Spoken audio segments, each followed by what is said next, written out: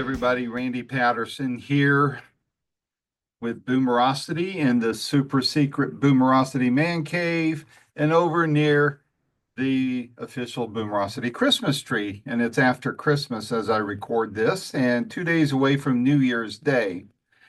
After I posted part two of Dan Peek's last interview, I made an embarrassing discovery. And I'm surprised you can't see egg on my face because that's exactly how it feels. I misread a label on one of the audio files on my computer and I thought it was a duplicate of part one. Well, what it is the second part of part one. When, as you may recall, at the end of part one, Dan said he had to take a call and call me back. I thought it had to do with his dad, but it had to do with a veterinarian for his dad's dog.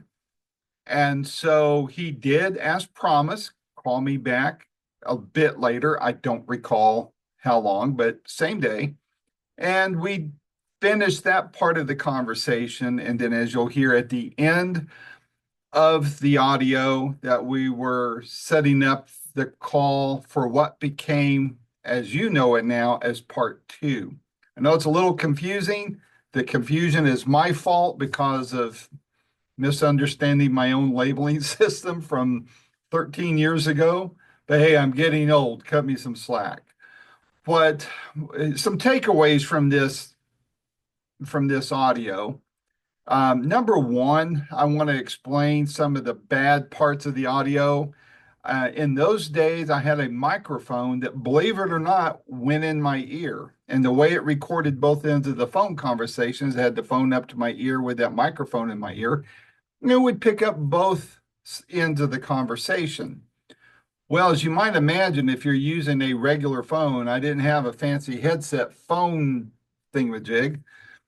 So I'm holding the phone up to my ear, and every little movement, it makes annoying sound. So my apologies for that. There is no way to edit that out of there. And I will also admit that there's some rough editing on here because I didn't want to stop all along through the interview and tell you why I cut it. Let me just boil it down to a couple of reasons. Number one, I want to insert an audio portion of where Chris Christian gave me his comments once I received word that Dan had passed away. And they're pretty raw comments. I mean, Dan said some things about him later on in the conversation. I wasn't expecting that, and I was just letting them speak. I certainly didn't have insight in any of those relationships. I was hearing Dan's side of it. And all I wanted was to talk to Dan Peek and maybe see someday that he and Dewey and Jerry would get back together. Unfortunately, that never happened. But, Dan had some pretty brutal assessments of Chris Christian, and Chris had some of his. Like both gentlemen, I'm just letting them have their say. So I insert that in there. And then there were some parts where, quite frankly, I get long-winded on some stuff that I knew would bore you guys to death. And it was just Dan and I having some chit-chat on some stuff that would not have been of any interest to you. He was asking me some stuff about my work and vice versa, that, inside baseball type of stuff. So I chose to clip those out. And he had a couple other comments on some other things I just didn't feel were going to make for good listening in this interview. So I chose to clip those out. You may hear some pickups. You may wonder exactly what it is he's talking about. Just use some of your imagination there is all I can say. Is either do that or I inject myself present day to explain what it was all about. I don't think it's that difficult to pick up. So if you want to know more about the overall interview, I would encourage you to listen to the intro of part one. Again, my apologies for this being a late entry into this. It was not my intention at all. I like even flow, just like I'm sure you do. But this is part B. If you're catching this after you've listened to part two, again, my apologies. Hopefully, any of you who haven't heard it all yet will catch it in the right order and it'll make a little more sense to you. So without any further ado, here is part 1B of Dan Peek's last interview. And it's to be listened to between part 1 and part 2, obviously. So until next time, this is Randy Patterson with Boomerosity. Take care. Hello, this is Randy. Hey, Randy. Dan Peek, sorry about that. No problem. It's a long story, but I forgot the vet was supposed to come today and deal with our dogs, and it takes my parents' dog. Anyway, it's a long story. I understand. No explanation needed. Okay. Let's see. I honestly forgot where we left off. Oh, we were talking about the coming into. Oh, I was asking you about Benson Records and all that. So I think we got that all covered off there. You had mentioned in the interview with Steve a year or so ago that the recording experience on All Things Are Possible wasn't entirely a pleasant experience. Is that anything you want to get into on this interview, or do you want to move on to another, or anything you want to share on that? We could talk a little bit about it, sure. Okay. It was, it just, when I left America, we had self-produced a couple albums and co-produced the first album, and then we had Sir George Martin, that produced, I think, 5 of the 7 or 8 albums we did for Warner Brothers. So when I left, I really wasn't, thinking in terms of working with a producer. I really kind of wanted to self-produce, and which probably was not a smart move, but as it turned out, the deal more or less hinged on using a producer. So I met the guy who showed me name was. So that sounds an awful lot like Chris Christian, right? Yeah, it was. And, I've heard people who have told me horror stories about the guy, and I don't want to badmouth him, but he's a very, very talented guy. I mean, very talented. But, the impression I got was it's like, who cares about your songs? Me. Let's get as many of my songs, his songs, on the record as humanly possible. Yeah. So I found that kind of annoying because it was, me wanting to express my take on things, and we butted heads constantly on everything, really, and on some level, it was ego, getting in the flesh and just ego. But excuse me, I will say this: in the long run, it turned out probably to be a better album than it would have been had I, self-produced. Hey, Randy Patterson again here, interrupting the audio portion of this interview to inject Chris Christian's comments that I got after Dan passed. With the comments that you just heard Dan make, I thought it would be only fair for Chris's portion to be inserted in here, again, after the fact, so that there could be kind of a fair and balanced, he said side of, hearing both sides of the story there. Again, I have no axe to grind with either person. I just want to be as fair and as delicate as I can on this while presenting Dan's last interview. So for the purposes and for the benefit of those who are hearing this via audio, I'm just identifying this so you can tell that this wasn't injected at the time of the interview. And I'll come back in on the tail end of Chris's comments and let you know where we're picking up again.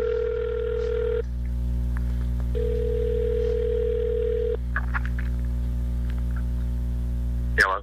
Hello, Mr. Christian? Yeah. Hey, it's Randy Patterson here. Hey, Randy. Hey. So, is your information, you're pretty sure it's accurate? I'm absolutely 100% positive. Just so you'll know, first of all, Dan Peek's website has it posted, and I saw that after I was told by my own sources. The guy that is a personal friend of his that had brokered the interview between Dan and I was the one that broke the news to me this morning, and Dan's dad was the one that told him. Okay. So, well, I called Scott Ross at CBN and a few people, so I just wanted to make sure that I wasn't spreading something. No. I wouldn't have contacted you unless I'd confirmed it first. So. Okay, just had to ask. Yeah, no, I completely understand that. I did get your comments, and I didn't know if that's what you would like for me to use, or if you had anything additional that you'd like to say, or. Yeah, well, I have 10 years of stuff to say, so it's pretty hard to, that's one of my most memorable moments is when we're sitting in that breakfast, and he just jumped up and said, my house burned down. I said, no, Dan, your house is okay. And couldn't get his wife, and long story short, the fire went over Malibu Highway 1. He was living on 5 acres in Malibu at the time. Wow. And his wife had to jump in the ocean literally to just escape, the fire. And all of his gold records and everything were in there, so that was really a test of faith, at that point. Yeah. And I think we were working on All Things Are Possible at the time, which really did. I don't think Dan ever got credit for what he really did. That record, All Things Are Possible, I believe it was top 10. I mean, you'd probably want to research it to make sure. Yeah. But I think it was top 10 in Billboard's AC charts. Uh-huh. And he broke the barrier of Christian music being played on pop radio stations. Wow. And Amy Grant obviously came along and, did it much, much bigger, but Dan was the one that broke the barrier. Yeah.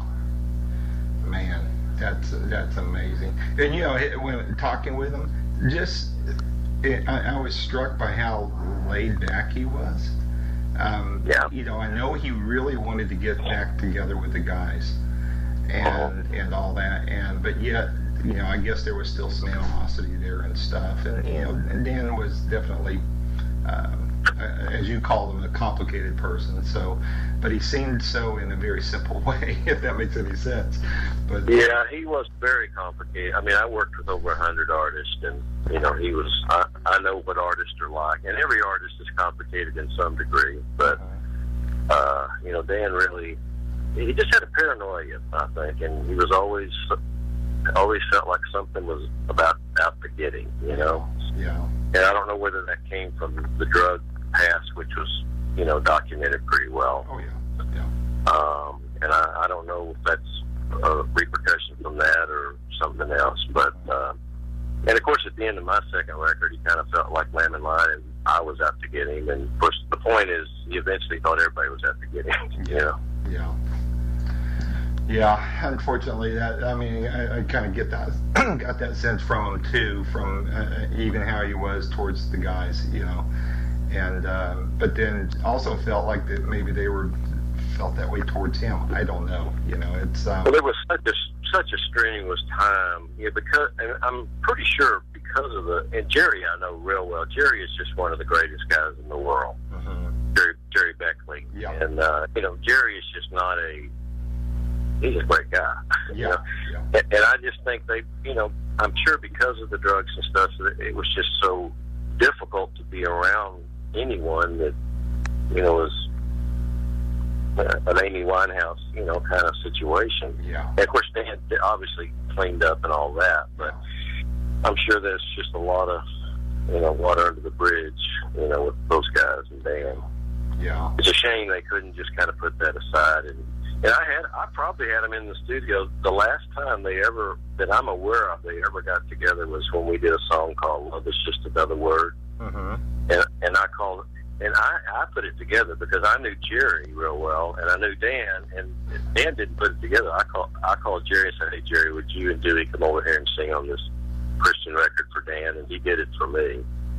And it was and you know what? I recorded that whole session. I mean, I had a recording going in between the takes, so I not only got what they sang, but I got all the conversations in between. Oh, wow. And I've never gone back to really listen to that, but it was all cordial. There was not any animosity or any bad word, at least not any apparent, negative exchanges. And I think that's the last time the three guys sang together. And it's called "Love Is Just Another," and it's probably on iTunes somewhere. "Love Is Just Another Word." Yeah, I remember coming across it. I didn't download it, but I think I did come across it, so I'll have to go back out and find it and download it, if I'm remembering it correctly. Yeah. By the way, I've got a website, ccentertainment.com, Yeah, I think And, that's where I come across your email address. yeah, and on that I have that album might be on there where you could either preview it or download it, either one. You know, it's amazing. You know, this Facebook has been incredible because I put up a Facebook thing really just for my music career, not so much in my kids and grandbabies and all that kind of stuff, you know. But I said, you know, let's just see if anybody cares, you know, around the world about the artist, you know, not so much me as the person. And it's just been incredible, the responses I've gotten from people all over the place of how much this song meant, and this song got them through that phase of their life. Or it's been a real rewarding. And I'm sure Dan was the same way with the songs that came out of those projects. Mainly "Do the Word" and "All Things Are Possible." Yeah, It affected a lot, you know, thousands, if not millions, of people. And you know, it's just Facebook's kind of a neat way to find those people and find their stories. And again, Randy Patterson here. Just wanted to let you know we're going back to the chat with Dan on part 1B.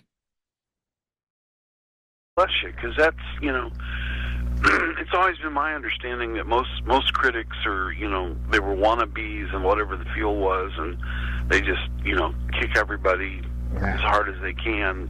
I think because they're frustrated because they didn't make it as a soccer player or whatever it is, and so they just trash. You know, it's so much easier apparently to write a bad review. you know, I got a tip for you. It's a band called Laredo, and they're from Italy. Really? Places, yeah. And somebody sent me a link to it was a song that was on, I forget, one of our albums called Jet Boy Blue, and in my opinion, their version is way better than what we did. So, and I kind of struck up a relationship with them. We did some stuff where they would like send me an MP3 and I would add a vocal to it and then send it back. And but they're the only problem. They're three brothers, and I don't know which one of them it is.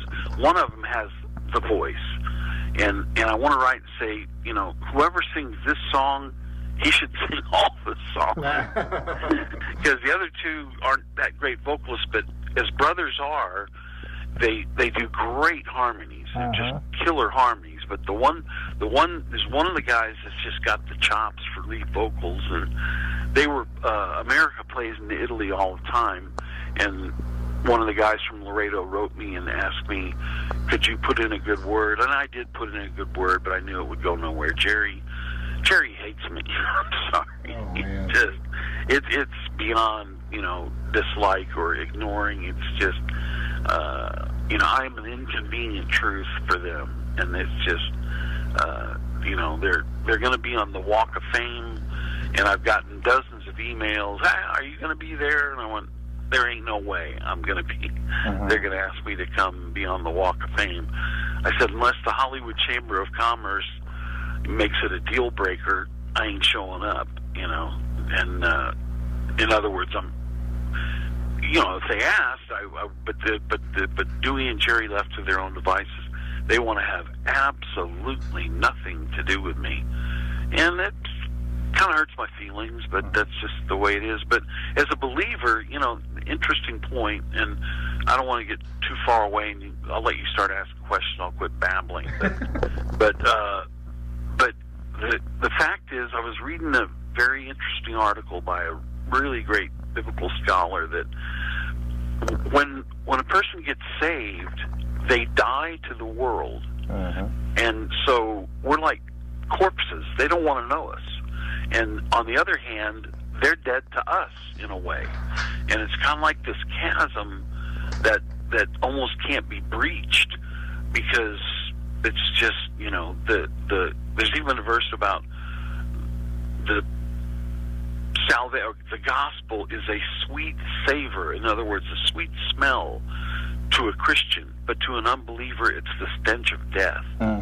And that's just, you know, that's just the way it is. It's you know, so that, you know, I don't blame them on a personal level. Could be just a spiritual thing, but but I will blame him on a personal level, especially Jerry. Dewey, he just goes along for the ride. He doesn't care.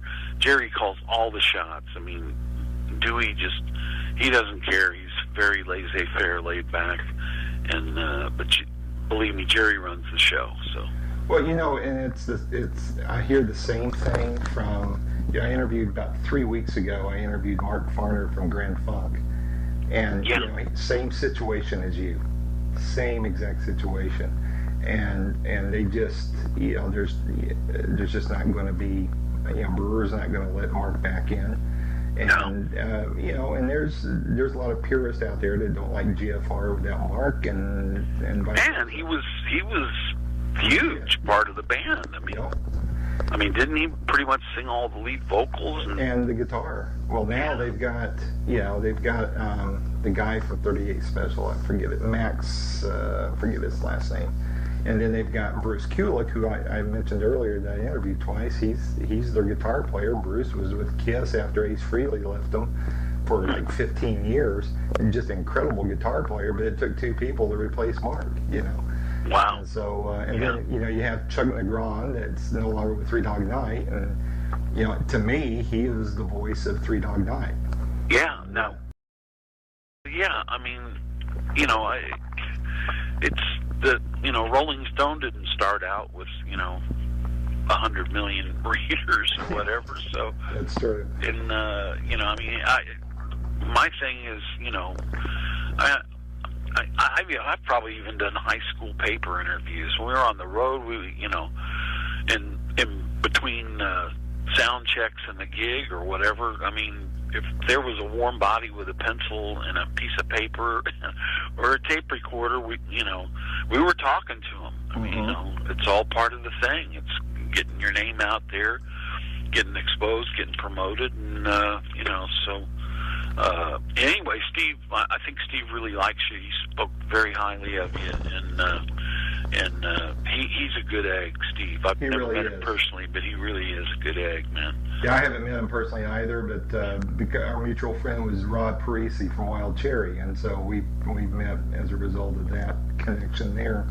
And he read some of my stuff on my site, and I read some of his in Goldmine, and thought, wow, we got a lot in common here. So we exchanged some names, and the rest is history there. So I want to help plug his work as a result of this type of thing. And I just I'm not one of those that thinks I'm the only person out there that's doing this. So eventually it'll be a monetized thing, and I hope to help other people along the way. And so it's a good thing. But one thing I wanted to ask you, though, about the whole, after all your experience in the Christian business, if you could rewind the tape a bit and do things differently, what would you have done differently? Wow, that's a toughie. On some level, I almost looked back, and I had, as soon as I left America, I had 2 or 3 major labels courting me to sign. And I put my foot down and said, I'll only do it if I can do a completely gospel album.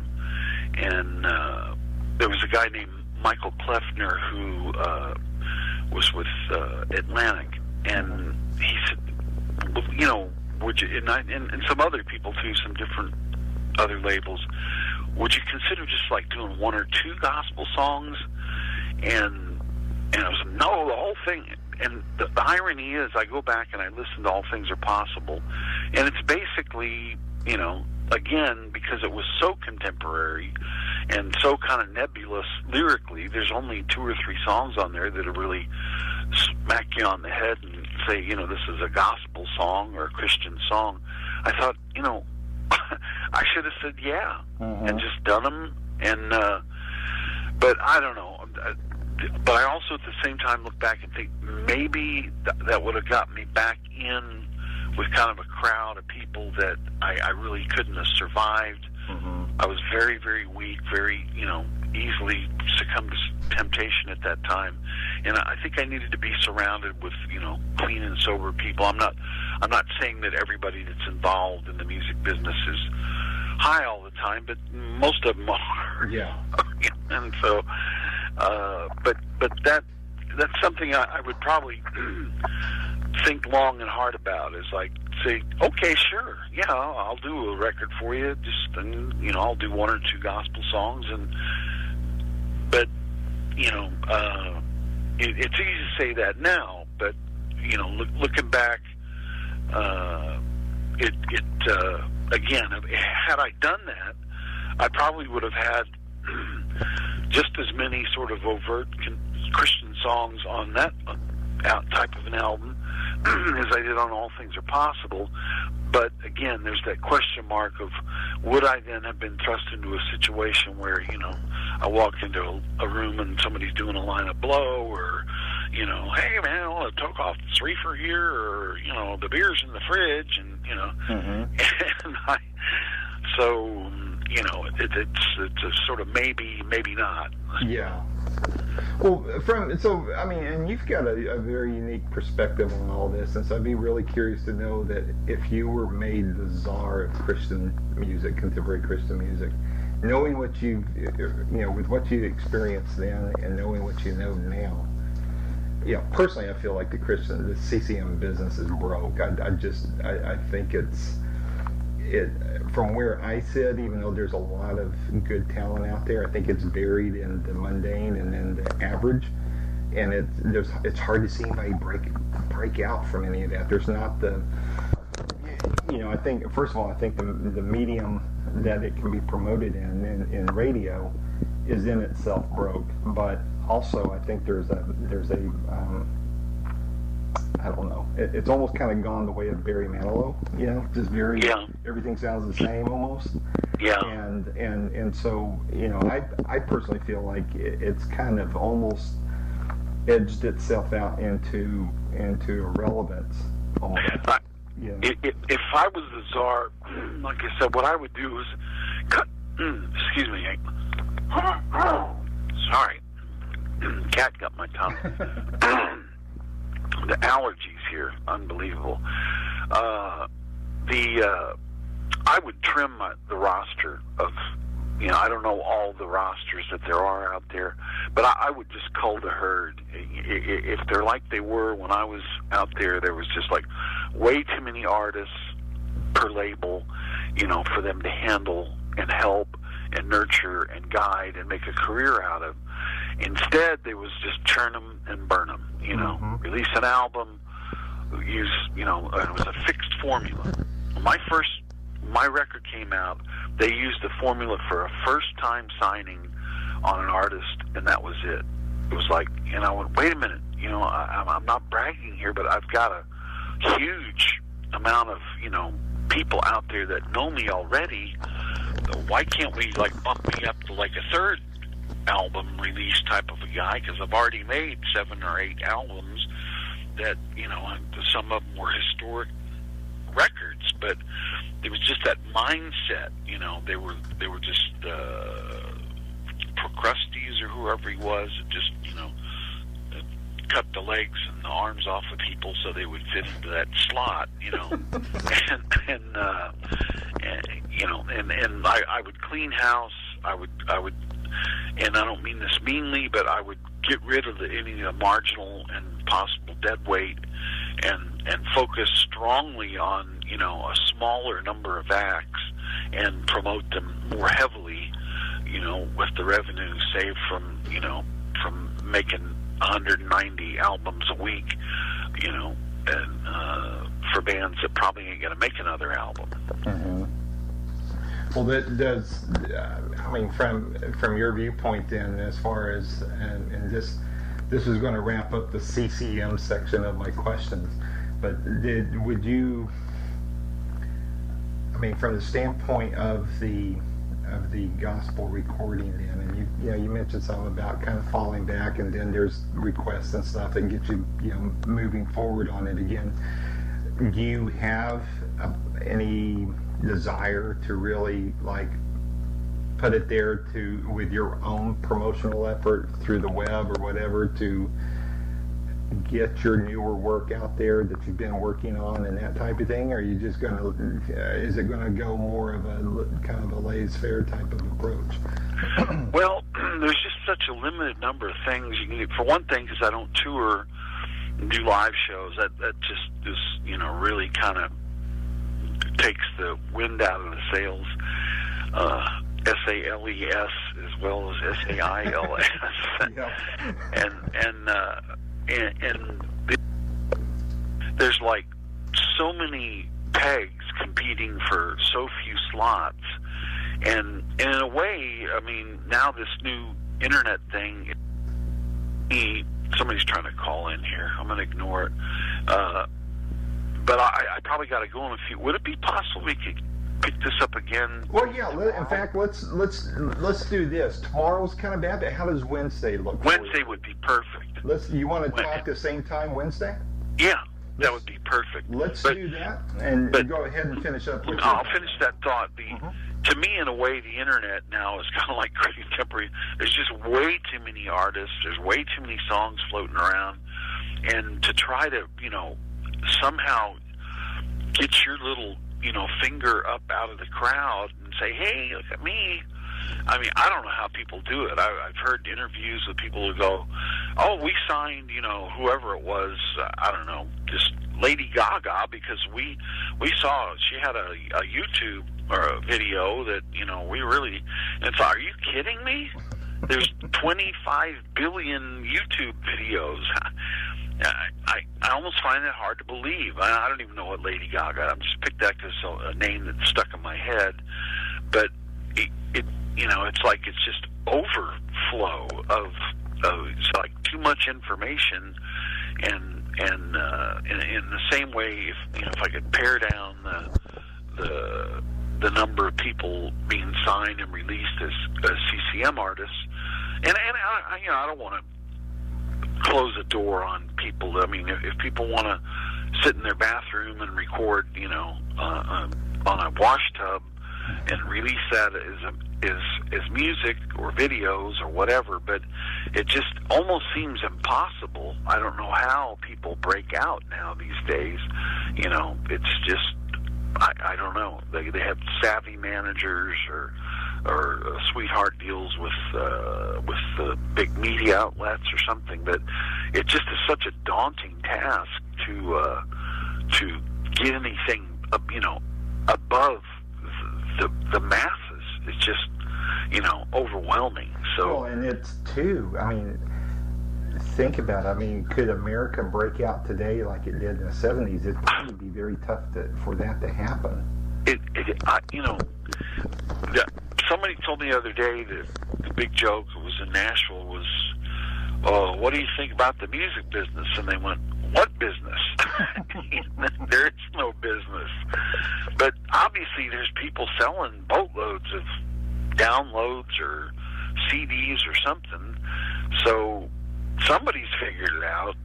Who and how, I don't know. You know, they say that, you know, like the 60s was the era of the songwriter, 70s, and then became the self-produced songwriter, you know, kind of wearing every hat, and then maybe it was the 80s or 90s, it became the decade of the lawyers. But I think it's like, I don't know, what's the decade of? Is this the decade of the lawyer or the, I don't know. I really don't know, and that's a good question. I think so much of it, I mean, let's face it, so much of it, I mean, in the 60s and 70s was groundbreaking. Yeah. And now we're in the rehash stage. Yeah. And, you know, I joke, I say, you know, if I never bought another CD or another book again, I would be happy because I've got more than enough to make me content. Yeah. It's like Sam Andrew told me from Big Brother and Holding Company. He goes, back when we started, man, he goes, there weren't books out there. There weren't lessons to teach us what we were doing. We were inventing it then.